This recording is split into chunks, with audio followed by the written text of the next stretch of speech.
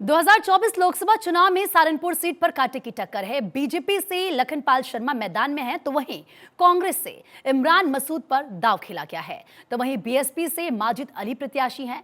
भारत 24 से बातचीत में माजिद अली ने अपनी जीत का दावा किया। साथ ही उन्होंने बताया कि उनकी पार्टी किन वादों के साथ चुनाव में उतर रही है। 2024 का रण है और लगातार प्रत्याशियों के ऐलान के बाद में चुनावी मैदान में और भी ज्यादा जो जंग है वो दिलचस्प होती हुई नजर आ रही है। ऐसे में प्रधानमंत्री नरेंद्र मोदी भी शंखनाद कर चुके हैं। सहारनपुर में हम मौजूद हैं। प्रत्याशी के तौर पर अगर देखें तो बसपा के द्वारा उतारे गए कैंडिडेट के लिए यहाँ पर माजिद अली जी को। माजिद अली, सबसे पहले तो भारत 24 पर आपका बहुत बहुत स्वागत है सर। उस बीच सबसे पहला सवाल तो मेरा आपसे यही रहेगा, क्योंकि 2024, 2019 और 2014 में बीजेपी और कांग्रेस के बीच में सेम कैंडिडेट में टक्कर देखी गई, लेकिन बावजूद इसके 2014 में बीजेपी जीती, लेकिन 2019 में बसपा और सपा का कैंडिडेट जीता है। इस बार फिर से जनता आपके ऊपर भरोसा जताएगी, क्या लगता है आपको? पहले तो बहुत शुक्रिया आपका। यहाँ पे हमारे ऊपर भरोसा जनता ने जता दिया ऑलरेडी और हम लोग इंशाल्लाह जीत के जाएंगे। बहुत ही ज़्यादा सभी का प्यार मोहब्बत मिल रही है। एक तरफा ही भाजपा से ही चुनाव होगा। अच्छा, काफी ज्यादा भाजपा तो कॉन्फिडेंट नजर आ रही है। मोदी जी हुंकार भरते हुए नजर आए। 4 जून 400 पार के नारे और गारंटी का जिक्र। क्या गारंटी है बसपा की इस बार?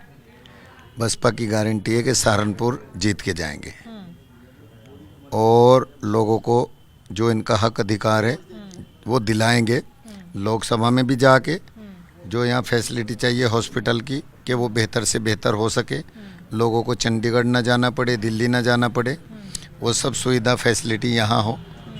और जो बच्चों को यहाँ खेलने का स्पोर्ट की जो फैसिलिटी नहीं है वो मिल सके। मतलब जो भी सहारनपुर की रिक्वायरमेंट होगी वो लोकसभा में जाके हमारा यही मुद्दा रहेगा कि अपने शहर के लिए जो इनका हक अधिकार बनता है वो डिमांड करे सरकार से, और जो सहारनपुर का हक बनता है वो इनको दिलवाए और वहाँ से आने के बाद जनता के बीच में रहे और जनता को कोई परेशानी ना होने दे, क्योंकि जो संविधान ने इनको हक अधिकार दिया है वो इनको मिलना चाहिए। इनका कोई उत्पीड़न ना करे। किसी भी विभाग का कोई अधिकारी हो उसको ये छूट नहीं दी जा कि वो इनका उत्पीड़न करे, जो अभी हो रहा है, जो मैं देखता हूँ। मेरे पास गरीब कमज़ोर लोग बहुत आते हैं, मजलूम, जिन पे से कोई 5,000 कोई 10,000 सिर्फ इस नाम पे ले लेते हैं कि जी आपका अज्ञात में नाम है। वो अज्ञात की परिभाषा क्या है वो हम लोगों को ही उससे मालूम करनी पड़ेगी जब जनता हमें ये जिम्मेदारी दे देगी। क्योंकि अगर उसने हकीकत में कोई गलती की तो संविधान के मुताबिक ठीक है, उसका हक बनता है। लेकिन अगर उसने कोई गलती या कोई ख़ता की नहीं तो फिर उसको उसकी लुटाई नहीं होनी चाहिए। अच्छा, ये जिक्र तो कांग्रेस भी कर रही है। वो भी यही वादे कर रही है कि यहाँ पर क्योंकि हॉस्पिटल नहीं है, हॉस्पिटल फैसिलिटीज हमको हम बेहतर करेंगे। एम्स का जिक्र बीजेपी के प्रत्याशी कर रहे हैं। तो उसके बीच में, क्योंकि वादे कहीं ना कहीं एक जैसे हैं, गारंटी कहीं ना कहीं एक जैसी है, आपकी गारंटी किस तरीके से जनता के लिए ज़्यादा लुभावनी होने वाली है?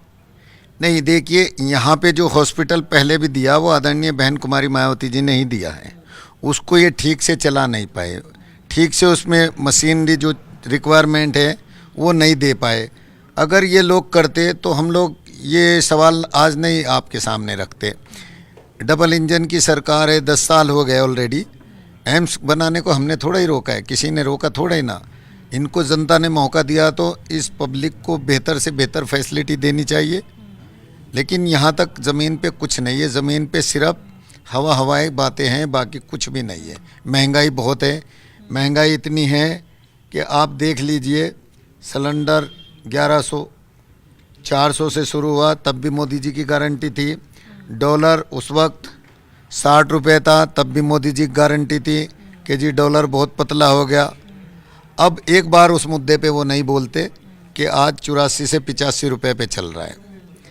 आज किस बात पे बोला जाता है कि देखिए पाकिस्तान में आटा 500 रुपये केजी मिल रहा है, यहाँ 100 रुपये है, हम कितने आगे हैं। हमें उनसे कंपेयर करते हैं, जबकि हमें करना चाहिए कि हम यूएसए से आगे कैसे निकले। अच्छा, आज उन्होंने रैली कैसे जाएं। रैली में उन्होंने जिक्र किया 3,000 की बाहर यूरिया की जो पैकेट होता है वो मिलता है और बोरी होती है वो मिलती है, और यहाँ पर 300 रुपये से भी कम पैसे में हम किसानों को देते हैं। तो आप ये बात जाके किसान भाइयों को ज़रूर बताइएगा। ये बहुत बड़ा झूठ है। किसानों को पहले बात तो यूरिया मिल ही नहीं रहा, वो बेचारे बहुत परेशान हैं। और फिर उसमें से 10 केजी कम कर दिया गया। पहले जो 50 केजी आता था पहले 45 किया, अब 40 किया। तो सब हवाई बातें हैं। अब तो हम लोगों को खुद ही ये हक की लड़ाई जाके लड़नी पड़ेगी, और वहाँ भी और यहाँ ज़मीन पे भी। हवा ऐसे बातें नहीं चलेगी। लेकिन चुनाव जो अब चल रहा है, अब तो झूठे वादे करने सबने, मैं ये करूँगा वो करूँगा। 10 साल में तो इन्होंने अब तक कुछ किया नहीं, और हमें उम्मीद भी नहीं लग रही इनसे कि ये कुछ करेंगे। ये सिर्फ एक ही काम करते हैं कि इस देश की जनता को गुमराह करते हैं, एक दूसरे के प्रतीक लड़ाने का काम करते हैं, नफ़रत का काम करते हैं। वो हम नहीं चाहते।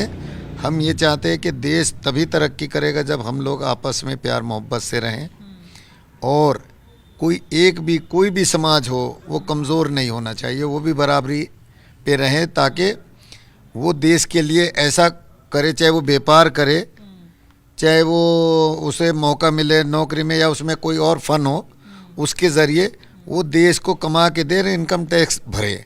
सरकार ये चाहती है, आपने भी सुना होगा, मैंने तो देखा है हकीकत में, कि हम 85% लोगों को 5 किलो अनाज दे रहे हैं। आप इनको हाशिए पे क्यों लाना चाहते हैं? इस अवाम को आप 5 किलो आटा मत दीजिए, इस अवाम को आप नौकरी दीजिए, रोज़गार दीजिए। रोजगार के लिए तो लेकिन वो कह रहे हैं कि हमने रोजगार दिया भी और आगे भी हम देंगे रोजगार। अब अगर रोज़गार देते ये लोग, तो आपके सामने एक तरफ ये कहते 85% लोगों को हम राशन बांट रहे फ्री। अगर रोज़गार मिला होता तो 85% जो ये बता रहे फिर वो गलत है। एक तो कोई बात गलत है। हम ये चाहते हैं कि लोगों को, जो हमारी 55% युवा हैं हमारे भारत में, इन्हें इस्तेमाल करे, इनके लिए अच्छे से अच्छी इंडस्ट्री लगे, अच्छे से अच्छे रोज़गार इनको मिले, ताकि ये इतनी अच्छी प्रोडक्ट बनाए, ताकि हम लोग, जैसे चाइना देखो कहाँ से कहाँ पहुँच गया, हम चाइना से कम थोड़ा ही ना रहे, हम चाइना से आगे निकल सकते। हमारे जो लोग हैं वो इतने मेहनती है कि वो अपने साबित कर सकते हैं कि हम किया है। जो विदेशों में उन्होंने तो सब ने किया, मैं भी गया विदेश में, हमने भी ये साबित किया कि भाई हम कर सकते। जब यहाँ मौका नहीं मिला तो विदेश चले गए, विदेश जाके कमा के लेके आए, फिर एक्सपोर्ट करना शुरू किया, और आज हमने इनकम टैक्स पे करने लायक बने। तो मैं चाहता हूँ हमारे भारत के सभी लोग, सभी युवा मेरी तरह देश को इनकम टैक्स पे करने वाले बन जाए, ना कि 5 किलो अनाज लेने वाले बचे। अच्छा, क्योंकि आपने युवा का जिक्र किया और आज का युवा कल का भविष्य है, युवा प्रधान देश हमारा है, ऐसे में मैं आपसे जानना चाहूँगी कि अगर आप जीतते हैं तो आप युवाओं के लिए क्या कुछ खास करने वाले हैं? युवाओं के लिए मैं यही जाके लोकसभा में डिमांड रखूँगा, मांगूंगा, सरकार से डिमांड होगी कि इनको रोज़गार दिए जाएं, ताकि जो एजुकेशन पढ़ के अपनी तालीम हासिल करके अपने घर ना बैठे, उनका भी एक भविष्य है, उनका भी एक जीवन है, वो अच्छी शादी करके फिर अपने बच्चों को अच्छी ज़िंदगी दे सके, कि वो अच्छा जीवन बसर कर सके और देश के लिए कुछ कर सके। ये वहीं डिमांड की जाएगी। यहाँ रह के तो हम डिमांड नहीं कर सकते लोकसभा में कि कितनी इंडस्ट्री लग रही है, कितनी नौकरियाँ निकल रही है, कितने प्रोडक्ट हम बना सकते हैं जो दुनिया की रिक्वायरमेंट है, जो हम यहाँ से बना के विदेशों में भेज सकते हैं। ये हम लोग ज़रूर डिमांड करेंगे। इंडस्ट्री को क्या फैसिलिटी दे सकते हैं ताकि वो कम रेट पे प्रोडक्शन तैयार करे और इंटरनेशनल मार्केट में जाके हमारे हिंदुस्तान के माल की डिमांड बढ़ा सके। अच्छा माजिद जी, एक और चीज़ मैं आपसे समझना चाहूँगी, बड़ी दिलचस्प बात है, क्योंकि मैं अभी आपसे मुलाकात करने से पहले कांग्रेस के प्रत्याशी से भी मिल के आई हूँ और बीजेपी के प्रत्याशी से भी मिल के आई हूँ। दोनों ही अपनी अपनी जीत का दावा कर रहे हैं, आप भी अपनी जीत का दावा कर रहे हैं। अंसारी जी का यहाँ पर ये कहना है, इमरान जी का ये कहना है कि मुझे तो ये नहीं पता कि जनता मुझे कितना प्यार करेगी, जनता मुझे इतना प्यार करने वाली कि सारे रिकॉर्ड टूटने वाले हैं, उनका ये कहना है। वहीं बीजेपी के कैंडिडेट का ये कहना है, राघव जी का ये कहना है कि हम ही जीतने वाले हैं, हॉट सीट पर हम आने वाले हैं वापस। इस बीच आप अपना दावा क्या रखेंगे? देखिए, जनता जो प्यार करती है वो 2014 में साबित हो गया कि जनता ने कितना प्यार दिया था, नहीं जीत पाए। 2019 में उसको घटा के 50% पे आ गए और अब के इंशाअल्लाह उस 50% में से भी घट के और 50% रह जाएगा। वो लोग सिर्फ बीजेपी के लिए काम कर रहे हैं। बीजेपी का अध्यक्ष खुद ये बात इकरार कर रहा है कि भाई ये तो हमारे लिए काम करते हैं ऑन रिकॉर्ड जैसे मैं बोल रहा हूँ ऐसे उसने ये बात बोली, मैंने सुनी अपने कानों से। तो वो सिर्फ यहाँ पे मुसलमानों को गुमराह करते हैं, इनका नुकसान करते हैं। 75 साल हो गए, यहाँ उन लोगों का राज था, हमारा तो नहीं था। हम तो मजबूरी में चुनाव में आए। अगर वो इतना अच्छा कर रहे होते आवाम के लिए, लोगों के लिए, तो शायद हम चुनाव ना लड़ते। हम तो व्यापारी आदमी थे, लेकिन हमने देखा कि यहाँ पे इस जनता को कुछ नहीं मिल रहा है, सिर्फ इसको पीसा जा रहा है, गरीब मजलूम लोगों को सताया जा रहा है। अधिकारी हो वो सता रहे हैं, किसी भी विभाग के हों। कोई रात में घुस जाता है 12 बजे रात में कौन आता है? घर पे चोर आते हैं। अधिकारी का काम है दिन में आने का, और कोई उनको ये पूछने वाला नहीं है कि भाई आप रात में हमारे घर में, हमारे लोगों के छोटे छोटे घर हैं उन लोगों के पता नहीं वो कपड़े पहने हुए कि नहीं है। आप इस तरीके से कैसे घुस सकते हो? आप नोटिस दीजिए, जो संविधान के मुताबिक जो सिस्टम देश का चलता है वो संविधान से ही चलता है, उसके मुताबिक जाइए और किसी की भी चेकिंग कर लीजिए। तो वो अगर इतने अच्छा काम करते तो उनका ये हशर थोड़ा ही होता। सहारनपुर आप आए, आप देख लीजिए, सहारनपुर के 2 हिस्से हैं, एक सहारनपुर उधर बसता है, एक सहारनपुर इधर बसता है। उधर बहुत खूबसूरत है, सड़कें अच्छी बनी हुई हैं और नालियाँ अच्छी बनी हैं, सब इंफ्रास्ट्रक्चर बहुत अच्छा है उस तरफ। सहारनपुर इस तरफ आइए तो आप गंदगी देखिए, ढेर लगे पड़े हैं, रास्ते नहीं है, नाली नहीं है, कोई भी चीज़ नहीं है। अगर ये लोग यहाँ पे मंत्री रहे कई बार और पश्चिम के मालिक बन के रहें, तो इन्होंने एक ऐसी चीज़ बता दीजिए कि इन्होंने 75 साल में आवाम को ये चीज़ एक दी है। कोई हॉस्पिटल दिया है, कोई स्कूल दिया है। पिछले 5 साल में कुछ बेहतर हुई स्थिति? नहीं, जो कि तो हैं बराबर। हाँ, जब हम चेयरमैन बने पीछे इस योजना से पहली योजना में, तो हमने पहली बार ऐसा हुआ कि सभी गाँव को हमने जोड़ने का काम किया और ज़्यादा से ज़्यादा गरीब लोगों तक पहुँचे। और आज वो इस बात को महसूस करते हैं कि भाई हमें अब पता चला है कि भाई चेयरमैन की कुर्सी में विकास कार्य इतने हो सकते हैं। अब लोगों में एक जोश आया, लगन आई। उन्हीं पब्लिक की डिमांड पे हम लोग ये चुनाव लड़ रहे हैं। लोगों ने कहा कि भाई हमारे साथ नाइंसाफ़ी होती है, तो हमें ये लगा कि नहीं, इनके लिए कौन लड़ेगा, किसी को तो आना ही पड़ेगा आगे। तो इसलिए हम चुनाव लड़ रहे हैं ताकि हम इन्हें इनका हक अधिकार दिला सकें। हमें कुछ नहीं चाहिए, क्योंकि हम तो गरीब मजलूम लोग थे, हम यहाँ तक पहुँच गए तो ये ऊपर वाले का करम है, एहसान है। अब लेकिन हमारी ड्यूटी बनती है कि हम उन सब, चाहे किसी भी धर्म से ताल्लुक़ रखते हो, हम उन सब गरीब कमज़ोर लोगों के लिए लड़ाई लड़े और उनको उनका हक अधिकार दिलाए।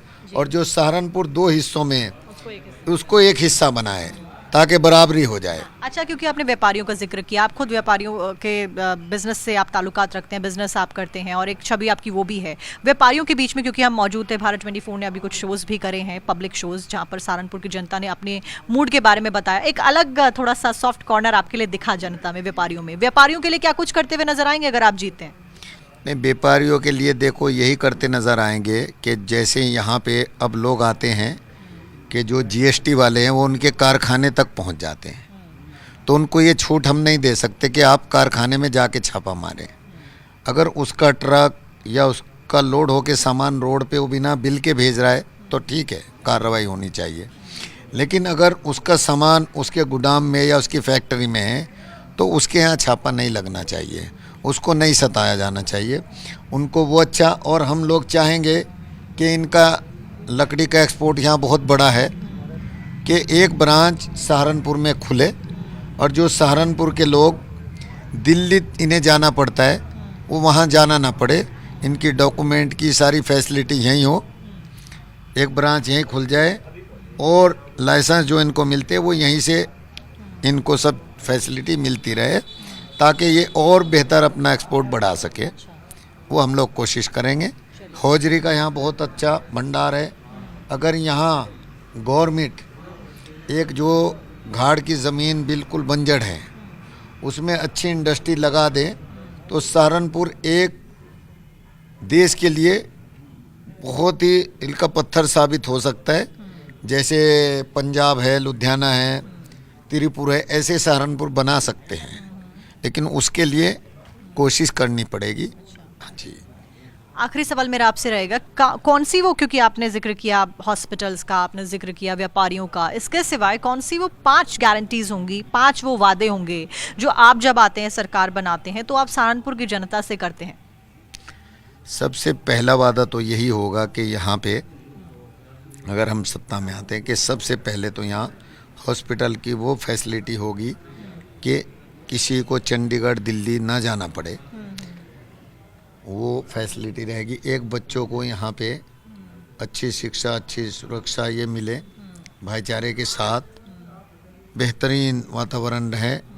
एक जो यहाँ पे स्मार्ट सिटी का सिस्टम चल रहा है, 10 साल हो गए उसे चलते हुए, लेकिन ज़मीन पे अब तक ये लोग नहीं उतार पाए। ये हम जब चेयरमैन थे तब भी हमारी एक बार बात हुई थी ADMF से, मैंने उनसे सवाल किया था, मुझे ये बताइए स्मार्ट सिटी कैसे बनाएंगे आप? तो उसने मेरी सवाल का जवाब दिया कि जनता बनवाएगी। वहाँ जनता तो तैयार बैठी है भाई, तुम्हें कोई आपत्ति के नहीं? कि मैंने कहा आप पे कौन सा मैप है जिसके ज़रिए आप स्मार्ट सिटी बनाएंगे? क्योंकि पहले मैप होना चाहिए कि हम अंडरग्राउंड ये तार करेंगे, हम टेम्पो के लिए अलग से एक छोटी सिटी बनाएंगे कि किसी को ऑटो चाहिए, कुछ चाहिए, यहाँ से मिलेगा। सब्जी वालों के लिए जगह जगह एक छोटी स्टोन बनाएंगे कि यहाँ से सब्जी भाजी किसी को लेनी है तो यहाँ से परचेज करो।